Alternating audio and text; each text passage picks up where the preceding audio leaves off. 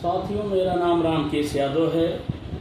मैं राष्ट्रीय पिछड़ा वर्ग मोर्चा का जिला अध्यक्ष जौनपुर का हूँ। साथियों, वर्तमान परिवेश में ये बताने की बहुत ही आवश्यकता है, आज देश संविधान से चल रहा है।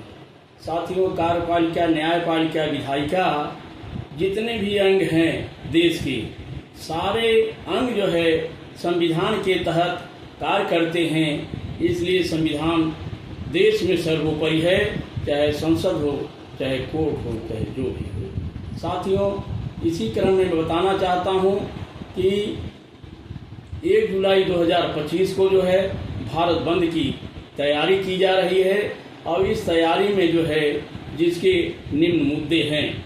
ईवीएम मशीन की आज की मनुस्मृति है।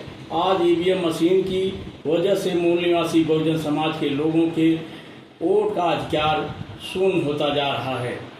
शासन सत्ता में 3.5% ब्राह्मणों का कब्जा है, जिस कब्जा के कारण जो है हर संवैधानिक संस्थाओं पर इनका कब्जा है।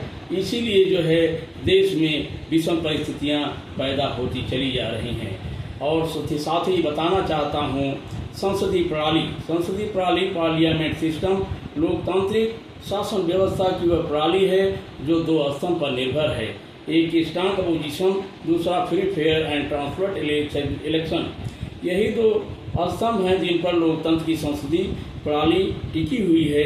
ये वे आधार हैं जिन पर यह तंत्र काम करता है। यह भारत के 2 ऐसे स्तंभ हैं जिस पर संसदीय लोकतंत्र टिका हुआ है। समुदाय के एक वर्ग से दूसरे वर्ग को शांतिपूर्ण तरीके से और बिना किसी रक्षपात के सत्ता हस्तांतरण के लिए स्वतंत्र, निष्पक्ष और पारदर्शी चुनाव आवश्यक है। लेकिन विद्यमान चुनाव प्रणाली स्वतंत्र, निष्पक्ष एवं पारदर्शी नहीं दिखाई दे रही है और शासक वर्ग और चुनाव आयोग की इस तानाशाही एवं एकाधिकारशाही चुनाव प्रणाली के विरोध में भारत बंद की तैयारी हम सभी कर रहे हैं।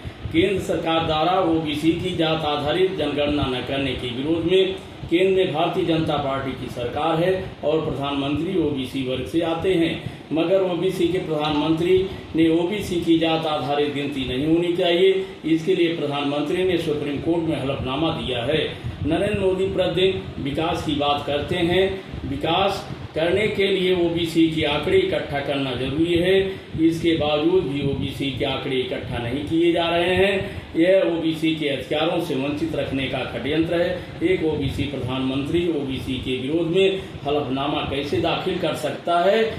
कहीं ऐसा तो नहीं है आरएसएस वाले प्रधानमंत्री को रिमोट कंट्रोल से चला रहे हैं, इसका भी हम विरोध करते हैं। अमित शाह द्वारा बाबा साहब अम्बेडकर का अपमानजनक बयान, केंद्रीय गृह मंत्री अमित शाह द्वारा बाबा साहब अम्बेडकर पर अपमानजनक बयान को लेकर संसद और संसद के बाहर बहुत बड़ा हंगामा हुआ था। इसका मूल कारण 2024 का लोकसभा चुनाव, हरियाणा और महाराष्ट्र विधानसभा चुनाव में ईवीएम से की गई धांधलियों को छिपाने के लिए असंतोष से भारत भर में असंतोष का माहौल था, जिसे माहौल को दबाने के लिए इस तरह का गैर जिम्मेदाराना बयान किया गया था। आरएसएस के सीक्रेट प्लान का हिस्सा था। यह विचार आरएसएस की जहरीली फैक्ट्री का है। इसके बारे में जनता को सतर्क करना चाहते हैं तथा अमित शाह के इस्तीफे की मांग को लेकर हम जो है भारत में जो है भारत बंद की 1 जुलाई 25 को भारत बंद करने की तैयारी किए हुए हैं। बोधगया के महाविहार की मुक्ति, बोधगया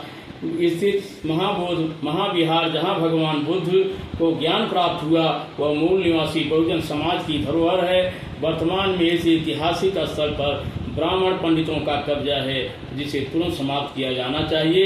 ये मांग हम करते हैं कि महाविहार को पूरी तरह से बौद्ध अनुयायियों के नियंत्रण में दिया जाए। बोध गया के महाविहार की मुक्ति के लिए भारत बंद भी किया जा रहा है।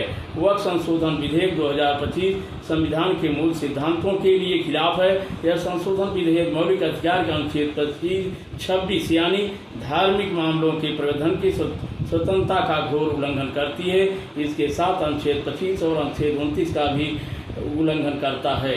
जबकि किसी सरकार या न्यायिक संस्था को संविधान के मूल सिद्धांतों के खिलाफ जाकर कानून बनाने एवं निर्णय देने का अधिकार नहीं है, मगर मनवादी सरकारों के द्वारा संविधान के मूल सिद्धांतों के खिलाफ जाकर कानून बनाए जा रहे हैं, इसलिए इसका विरोध करते हैं। साथ ही पूरे देशवासियों और प्रदेशवासियों, जनपदवासियों, जनता जनार्दन, ग्रामीण, किसानों, मजदूरों, नौजवानों, मजलूमों तथा छात्रों, कर्मचारी, अधिकारियों सबसे मैं आग्रह करता हूं कि इसमें आप लोग भागीदारी करें और सफल बनावें। धन्यवाद।